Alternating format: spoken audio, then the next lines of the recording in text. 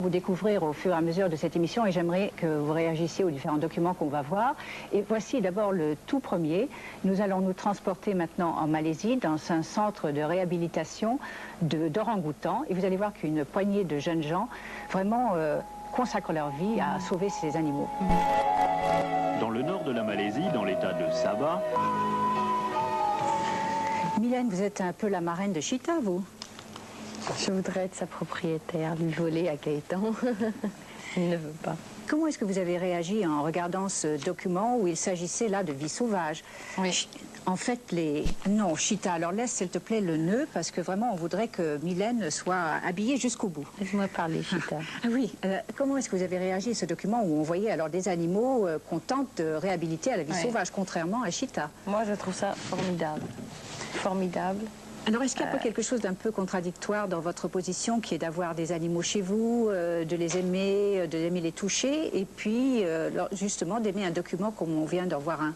C'est vrai, c'est très paradoxal, mais moi, je me dis que je préfère voir mes capucins à la maison avec une cage qui est très, très grande pour eux.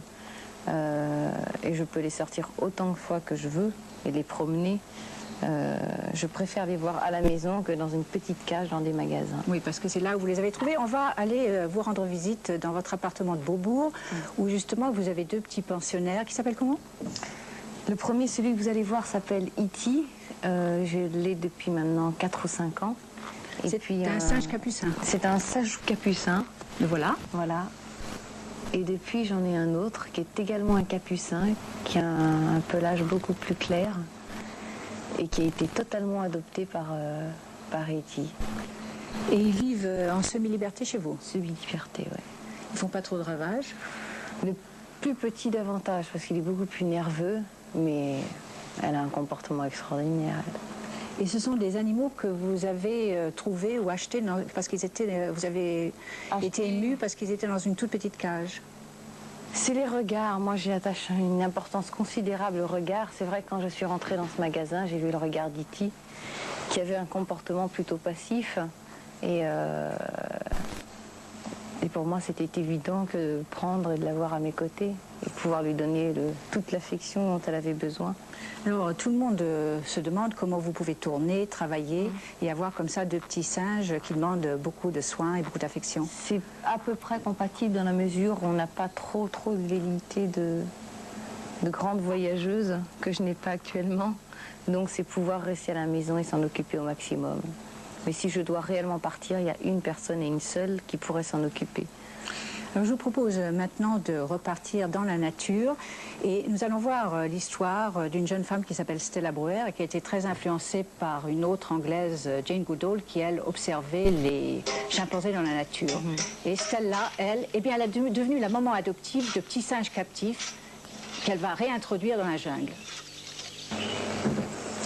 Je crois qu'on le voit, les singes ont besoin d'énormément de tendresse, surtout lorsqu'ils sont jeunes.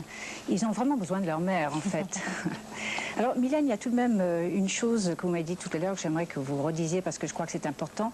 C'est qu'en général, vous refusez de montrer votre vie avec vos singes pour ne pas inciter d'autres gens à en acheter.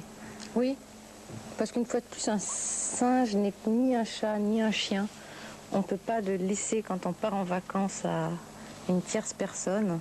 C'est un animal très dépressif, je crois, qui pourrait s'abstenir de manger, certes, pendant 2, 3 ou 4 jours, mais je pense que ça peut être un traumatisme pour lui que de quitter ses maîtres. Gaëtan pourrait dire mieux que moi. Et est-ce que vous ne pensez pas, enfin, est-ce que vous seriez tenté par une expérience semblable à celle de Stella? Est-ce que vous êtes un jour capable de dire au revoir, je m'en vais et je vais aller m'occuper de singes dans la jungle? Je me sens foncièrement capable maintenant de là à y arriver, à prendre cette décision. Je pense que je le ferai beaucoup plus tard en tout cas, mais je crois que ça ne se fait pas non plus à la légère. C'est rentrer comme on rentre dans un couvent et certainement avoir beaucoup plus de connaissances quant aux singes et à leur vie que je n'en ai moi-même. Donc ce serait plus un rêve. Mais j'ai suivi longuement la vie de Diane Fossey que vous aviez présentée lors d'une de votre émissions et qui était fascinante. Alors peut-être, enfin ne nous quittez pas trop vite, je pense que tous les jeunes admirateurs qui sont là seraient très très tristes, n'est-ce pas? Si Mylène s'en allait? Je les emmènerai avec moi, j'en prie. D'accord. Eh bien, je vous propose de regarder notre dernière histoire, qui est peut-être un peu plus proche de vous, puisque cette fois-ci, elle concerne une vedette de cinéma très connue. Il s'agit de Tippi Hedren, la vedette de Hitchcock dans Les Oiseaux. Alors, regardez comment elle vit, elle. Tippi, c'est vrai.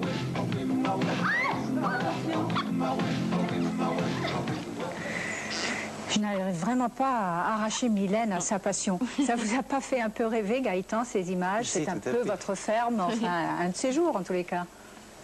Je l'espère, oui. Il faut peut-être revenir à la chanson pour conclure. En fait, dans beaucoup de vos chansons, il y a des animaux. J'aimerais d'ailleurs demander à Franck, est-ce que tu peux citer le nom d'une chanson avec un animal dedans de Mylène?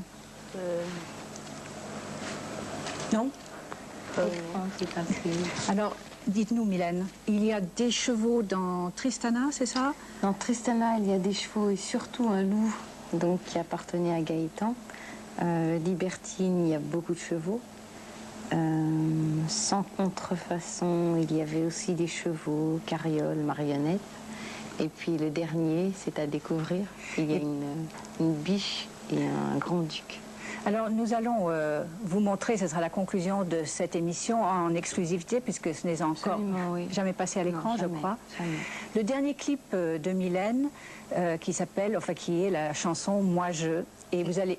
Ainsi soit-je. Ainsi soit-je, Voilà. pardon. Qui ne sera pas dans son intégralité, puisqu'on va être obligé, je crois, de couper au bout de 4 minutes. C'est ça.